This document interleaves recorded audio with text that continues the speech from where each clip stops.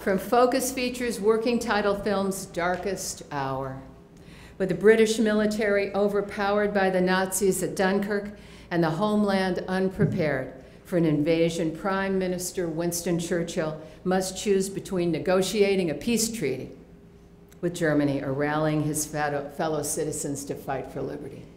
Darkest Hour chronicles Churchill's efforts to convince his colleagues that Hitler can't be trusted and that England still can survive a war. His mastery of words and never surrender attitude led his country to its finest hour because, as one of his adversaries admits, Churchill mobilized the English language and sent it into battle.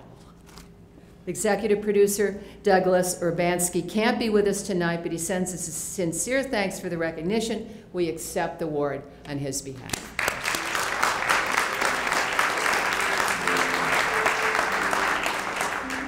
And from A24 Films, Ladybird.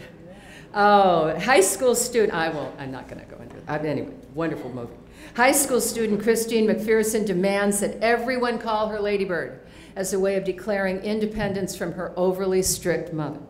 But underneath her rebelliousness lies an insecure teen who yearns to be loved and find her place in the world. This comedic drama explores the contentious but loving relationship between mothers and daughters, as well as the support Ladybird receives from the patient, compassionate nuns who run her school. Filled with moments of grace, Ladybird suggests that sometimes you have to leave home in order to fully appreciate the people who love you. We're pleased to have with us co-producer Jason Sack.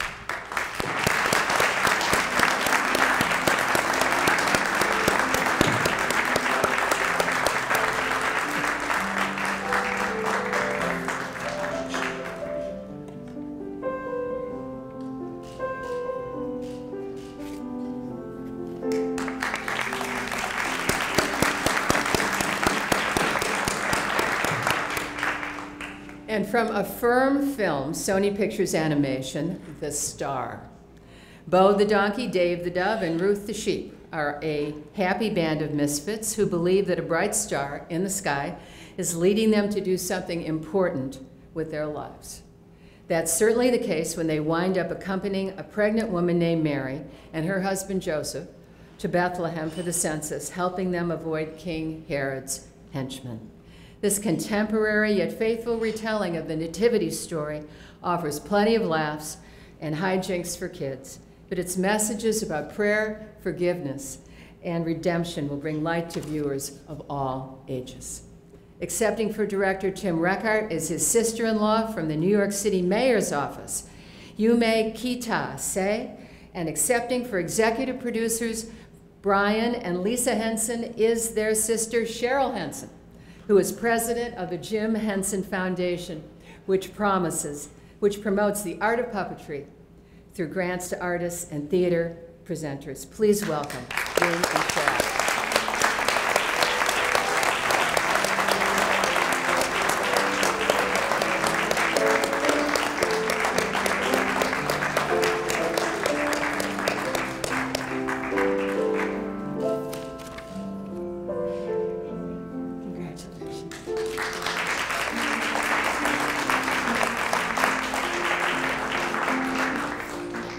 And from Lionsgate, Wonder.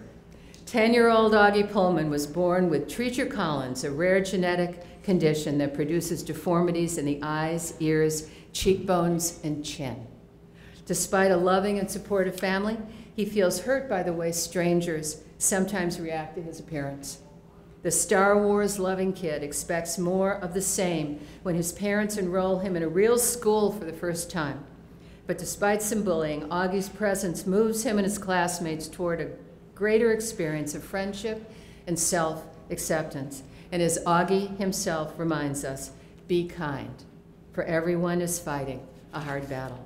We are pleased to have with us the woman who is both the executive producer of Wonder and the author of that Christopher Award-winning novel on which it's based, Wonder Woman herself, R.J. Palacio.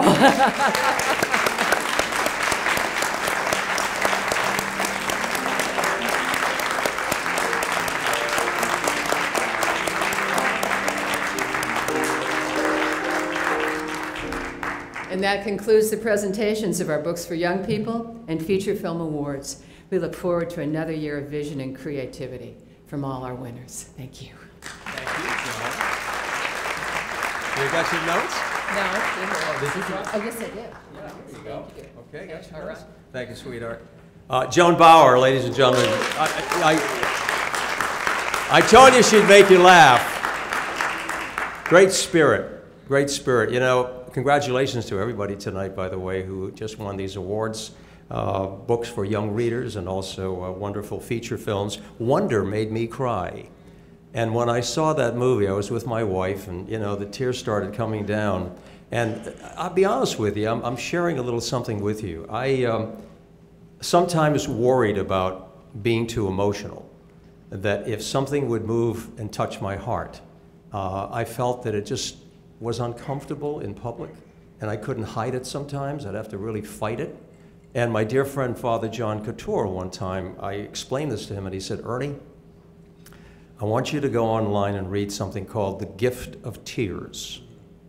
It's a beautiful story, and it talks about how when you are moved to cry, when you have this emotional reaction within you, it's a gift. It's a beautiful thing because you're recognizing the love and compassion that you have for people, and you're recognizing what God has given you in your soul to be able to feel. And he said it's more difficult for someone who can't feel. But he said when you have these emotions, they make a difference in your life. So I'm not embarrassed anymore to just throw a tear once in a while and just be me. You were talking about youth. I love youth. I've written 2 books for children. And kids are just wonderful. And if you have that youthful heart, my grandfather was one of the first 100 ordained Greek Orthodox priests in America. And I was very proud of him, Reverend Anastasios. He left me a lot of great books, and I listened to some of the stories when I was just a little boy. But he showed me something that has stayed with me all my life, and I live by this. It was a Greek philosopher who wrote a great line. I have a wish to die young, but as late in life as possible. And that's how I feel inside. 17, right?